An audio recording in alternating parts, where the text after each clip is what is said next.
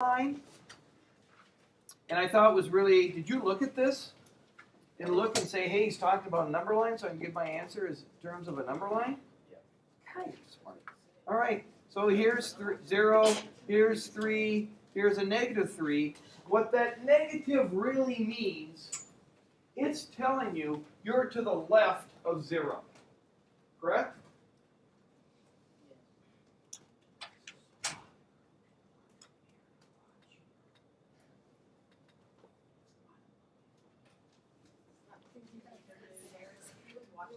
Oh, yeah?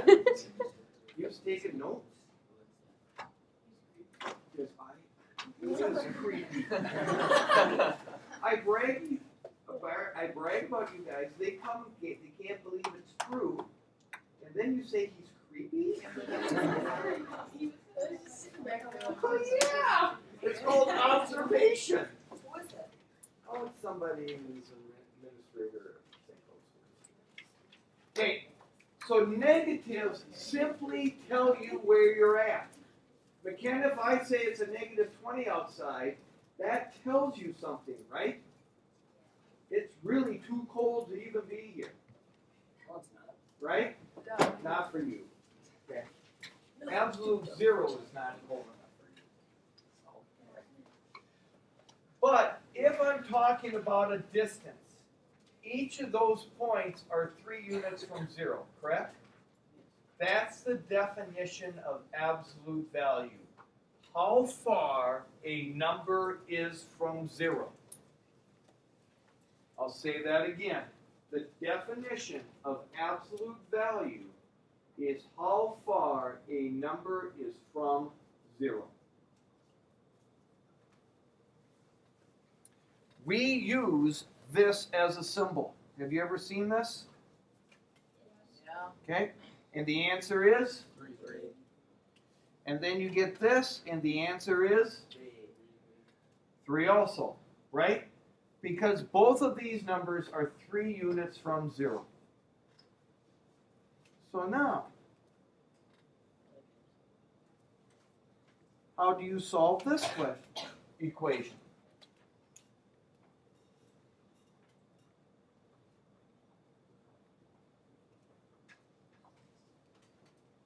Go ahead.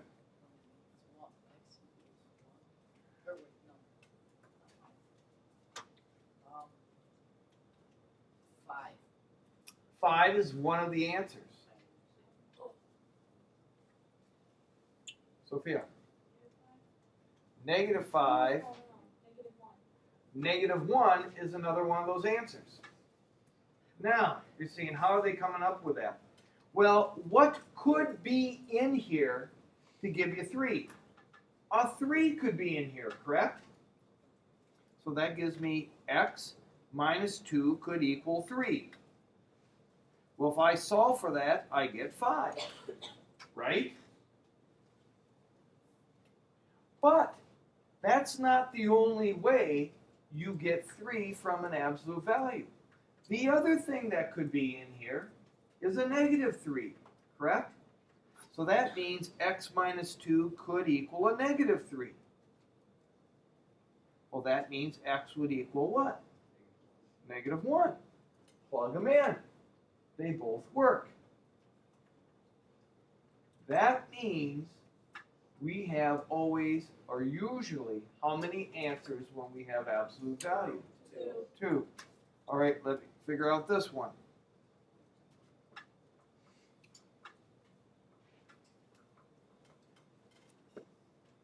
What are your 2 answers?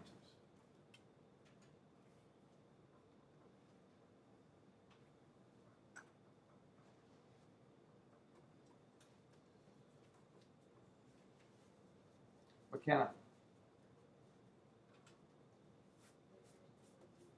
Okay, so you had an equation x plus 7 equals 11, so x equals 4. Okay, Mac, what'd you get for the other one? And so you had x plus 7 equals a negative 11, and when you subtract, you get a negative 18. Is that correct? Would everybody agree? All right, now, let's look at this.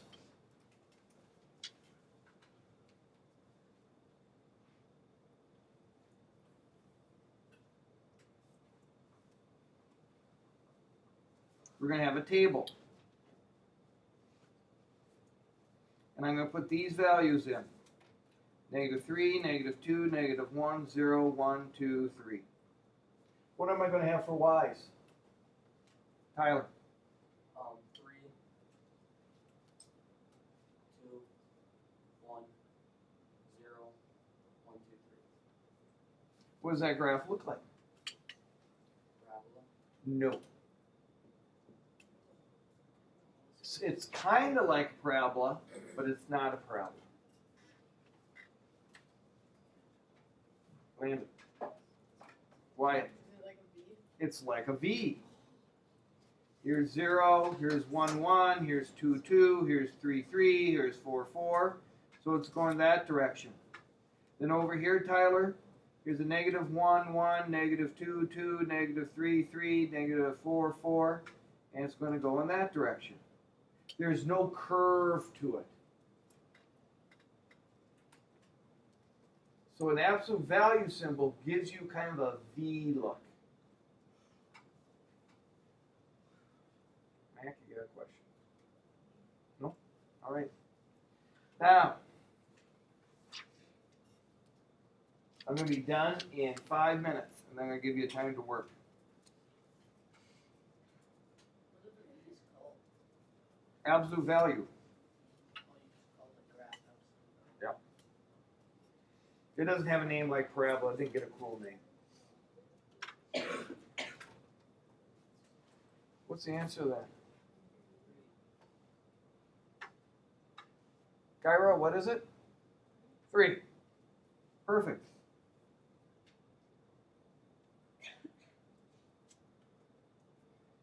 What's the answer to that? Gyro. Do you see it okay? Is that better? Yeah. Okay. It's -3, 4. No.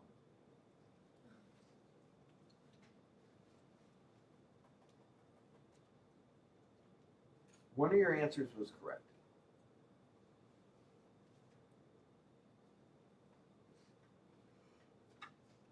What do you get when you square -3? 9, right? What's the square root of 9 guaranteed? 3.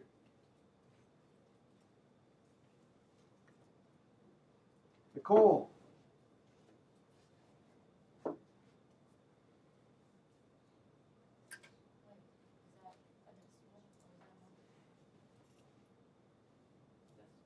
Okay. 2.3. 2.3.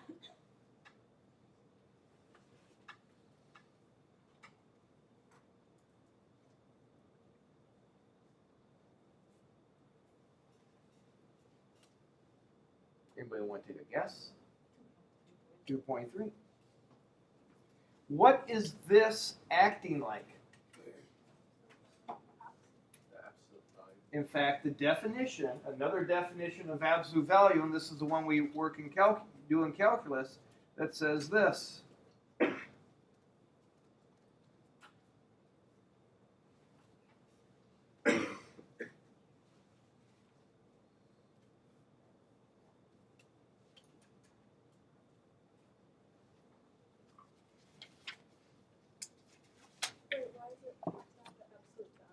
Because your answer is always positive. If this was a -3, your answer is going to be a +3. Am I right? Because x could be a negative number, right? But my answer isn't going to be negative. It's going to be positive. How do I guarantee anything's positive? I put absolute value symbols around it, right? All right. Contrast it to this type of equation.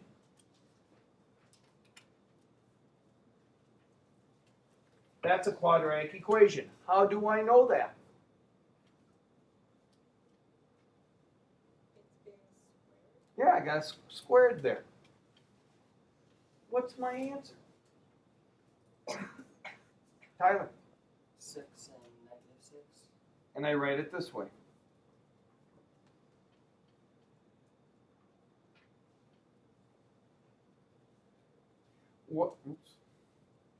What's my answer?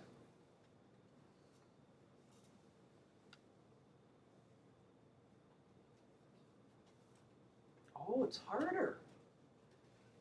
How come it got harder? It's 40. That's 4 more than 36, and now it got harder? Don't go to your calculators. It's going to give you the wrong answer, I guarantee. Your calculator does not have the right answer. I know that for a fact, because I knew the answer before calculators even existed.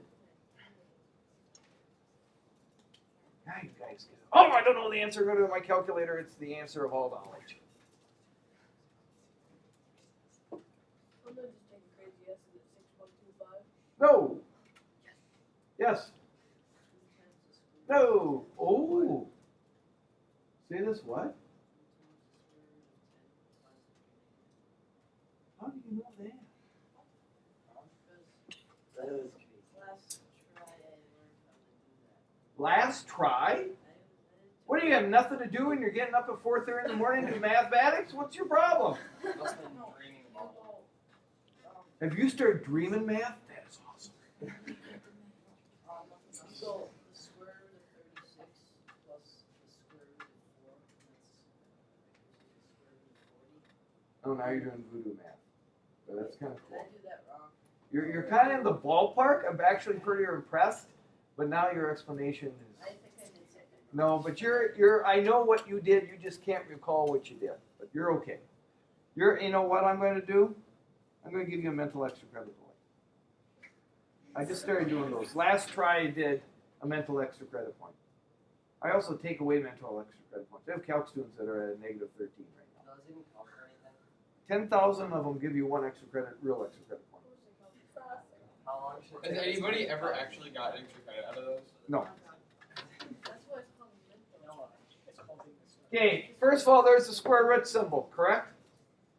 Anytime you have a quadratic, right, it is possible to have two solutions. Am I right about that? Who said no? I don't. No, I said I remember how I did it now. Okay. Yeah. There are two solutions to this. One's positive, one's negative, the square root of 40. Is the square root of 40 a perfect number? No. No. So the square root of 40 is what we call an irrational number. It can't be written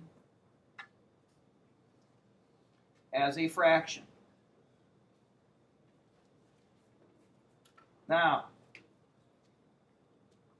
this was discovered that these numbers existed about 2,430 years ago. Okay? And Pythagoras, who had come up with the Pythagorean theorem, he had a bunch of disciples, and the guy got really, really excited and said, I have these numbers, and they can't be written as fractions. And he went through this elaborate proof, and he was right. So Pythagoras killed him. Took him out to the middle of the lake, tied a bunch of rocks to his legs, and threw him overboard. It's basically one of those stories you don't. I'm not gonna I ask. think you told us that Yeah. story last. Yeah. What's Last the moral round. of the story? Yeah, and then you said math. So, Whenever you're wrong, just kill the guy that was wrong. Never thought math was didn't you know about zero? You guys are scared me. Haley.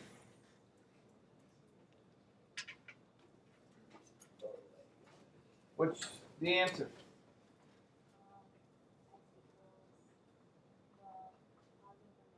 Yep.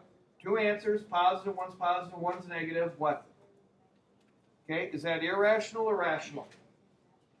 What? What about this?